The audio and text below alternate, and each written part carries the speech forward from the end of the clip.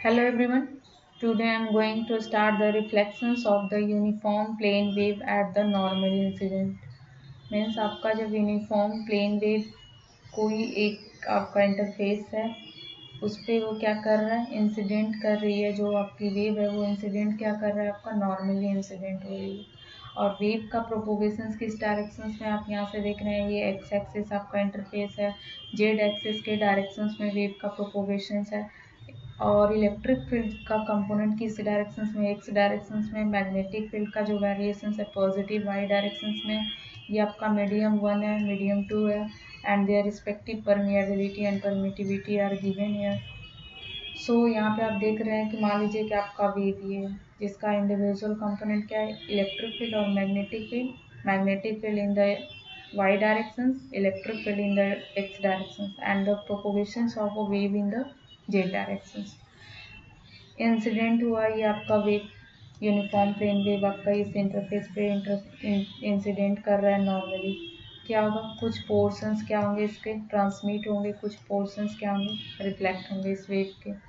तो जो portions transmit हो रहा है उसके सेकेंड मीडियम में मैग्नेटिक फील्ड और इलेक्ट्रिक फील्ड और वेव प्रोपोगेशंस का डायरेक्शंस आप यहाँ पे देख सकते हैं। Electric field as it is x directions, magnetic field in the y directions, propagations of the wave in the directions of the z directions. AK indicate the propagations of the wave unit vector along the z axis.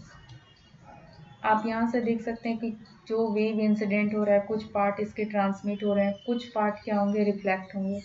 तो जो part आपका reflect होगा तो उस case में आप analyse कीजिएगा तो आपका क्या हो, जो प्रोपोगेशंस डायरेक्शंस है वेव का एज इट इज सेम होगा, लेकिन क्या होगा कि उसके जो एक्सिस है ये पॉजिटिव जेड डायरेक्शंस में आपका ट्रेवल कर रहा है ट्रांसमिटेड वेव, रिफ्लेक्टेड क्या होगा माइनस जेड डायरेक्शंस में। जैसे ही आप ओरिएंटेशंस को घुमाएंगे, जैसे ही आप इसको क्या करेंगे, ट्रांसमिटेड हो गया रिफ्लेक्टेड आप कंसीडर करेंगे, उस केस में क्या होगा, इलेक्ट्रिक फील्ड का जो कंपोनेंट है वो सेम रहेगा as it is x directions में। चेंजेस किस में होगी आपकी, जो आपका वेव प्रोपोगेशंस का डायरेक्शंस क्या होगा इस डायरेक्शंस में चेंज होगा। और जो मैग्नेटिक फील्ड का कंपोनेंट है प्लस वाई था, रोटेशन के अकॉर्डिंग क्या हो जाएगा ये माइनस वाई डायरेक्शंस में।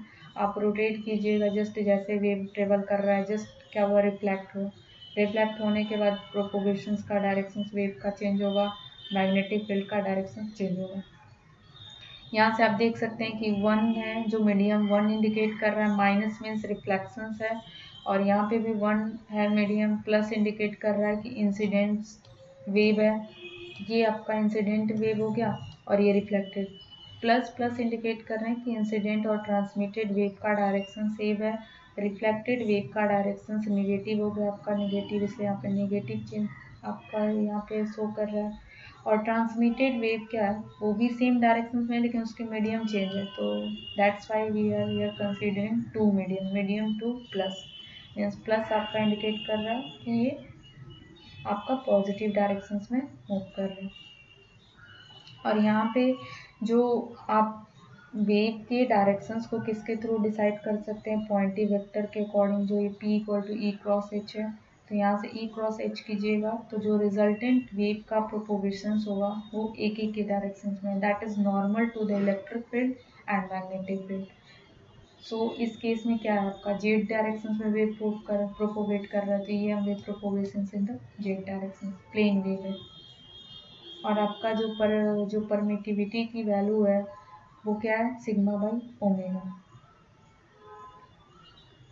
नेक्स्ट स्टेप क्या है कि आप जो इंसिडेंट वेव है, रिफ्लेक्टेड वेव है, ट्रांसमिटेड वेव है, उसके इंडिविजुअल कंपोनेंट के बारे में एनालाइज करना कि what is the variations occur in the individual component of electric field, magnetic field, and how much power is transmitted reflected when the EM wave incident on the boundary like a interface। तो आपका जैसे ही EM wave transmit किसी भी wave interface से आपका strike कर रहा है, उसके बाद क्या होगा कि कितना वेव आपका प्रोपोगेट कर रहा है, ट्रांसमिट हो रहा है, कितना रिफ्लेक्ट हो रहा है, उसके कुछ पैरामीटर्स हम फाइंड आउट करेंगे इक्वेशंस के थ्रू। So let's start that. Normal incident आपका ये है, wave propagations directions is perpendicular to the boundary surface. जो आपका बाउंड्री सरफेस है उसके परपेंडिकुलर डायरेक्शंस में वेव का प्रोपोगेशन होगा। आप देख रहे हैं कि जो ये आपका बाउंड्री है, इसके परपेंडिकुलर डायरेक्शंस में वेव प्रोपोगेट करेगा। ये आप इंसिडेंट वेव में ये इलेक्ट्रिक फील्ड है मीडियम 1 का, मैग्नेटिक फील्ड मीडियम 1 में, travelling along the z direction in medium 1। आप यहाँ से देख सकते हैं कि आपका इलेक्ट्रिक फील्ड हो गया, मैग्नेटिक फील्ड डायरेक्शन एजेड के अराउंड इसका अब ट्रैवल कर रहा है वेव। तो अब क्या करेंगे कि इंसिडेंट वेव का जो वेव इक्वेशंस है उसको हम लोग फाइंड आउट करेंगे। तो ये आपका इलेक्ट्रिक फील्ड का वेव इक्वेशंस होता है in the time varying conditions में।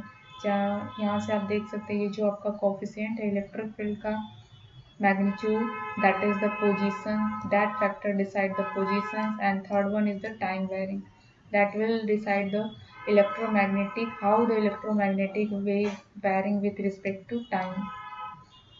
So next step क्या है आपका कि आप फर्स्ट ऑफ ऑल इसको एक्सपेंड कीजिए, रियल पार्ट और इमेजिनरी पार्ट के टर्म्स को इंडिकेट कीजिए। उसके बाद क्या करेंगे कि रियल पार्ट और इमेजिनरी पार्ट को आप फाइनल करके आप रियल पार्ट्स को वहाँ से फाइंड आउट करेंगे। तो ये आपका क्या है, इसको अगर आप एक्सपेंड कीजिएगा तो क्या होगा आपका गामा जो यहाँ पे propagation constant that is the complex quantity and alpha plus J beta ये that is value of the gamma. Alpha is the attenuation constant, beta is the phase constant. तो हम यहाँ से क्या करेंगे उसको एक्सपेंड करेंगे यहाँ पे e⁻ minus alpha Z minus J beta Z. यहाँ से हम क्या करेंगे जो आपका ये फाइनल इक्वेशंस आया जब आप उसको एक्सपेंड करेंगे in terms of cos and sine terms, यहाँ से हम रियल पार्ट्स को यहाँ से कवर कर लेंगे। ये जो आपका रियल पार्ट ये वाला टर्म्स है यहाँ से हम लिखेंगे। उसके बाद क्या करेंगे, if we suppress the time factor e⁻j⍵t equations in the phasor form of कैसे इंडिकेट करेंगे, जैसे कि आप क्या करेंगे कि टाइम फैक्टर को सप्रेस करेंगे तो आपका एस इंडिकेट कर रहा है कि आपका sinusoidal component in the form of electric field, ये इलेक्ट्रिक फील्ड के कंपोनेंट इंडिकेट कर रहा है। यहाँ पे ये मैग्नीट्यूड हो गया और ये स्पेस फैक्टर्स हो गए। अगर आप इलेक्ट्रिक फील्ड का इक्वेशन फाइंड कर लेंगे उसके बाद क्या करना है, नेक्स्ट स्टेप क्या है, आपको मैग्नेटिक फील्ड के कंपोनेंट को फाइंड करना है। तो ये आपको पता है कि intrinsic impedance is the ratio of the electric field and magnetic field. So यहाँ से we can find out the magnetic field component also. So that is the equations of the magnetic field in the medium first. यहाँ से बस just आप क्या कीजिए कि component को पुट कीजिए जो आपका ये इलेक्ट्रिक फील्ड के टर्म्स में आया। उसके बाद हम यहाँ से मैग्नेटिक फील्ड के भी कंपोनेंट को फाइंड आउट कर लेंगे। ये आपका क्या है कि ट्रांसमिटेड जो इंसिडेंट वेव है उसके इक्वेशंस यहाँ से आप फाइंड हो गया। सेकेंड स्टेप क्या है आपको कि कितना वेव जो आपका प्लेन वेव किसी भी इंसिडेंट हो रहा है तो कितना दूसरे मीडियम में आपका ट्रांसमिट हो रहा है उसके इक्वेशंस को फाइंड आउट करना है। सो in the next class we will study about the transmitted wave and the transmission coefficient and the reflection coefficient. That's all. Thank you.